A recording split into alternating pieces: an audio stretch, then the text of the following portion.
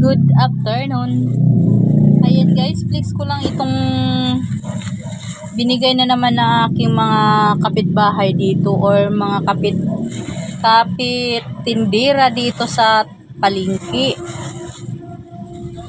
Ayan, pag nandito ako sa tindahan, palagi na lang akong may libreng pagkain. No? Ito lechon to guys.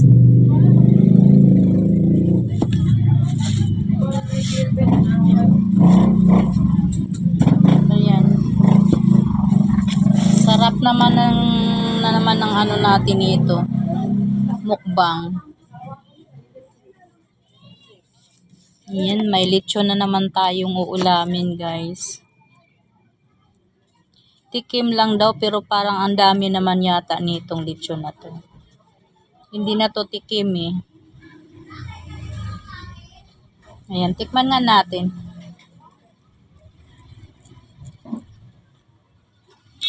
Ito daw ay Lydia's lechon. Ayan, masarap nga. Malasa.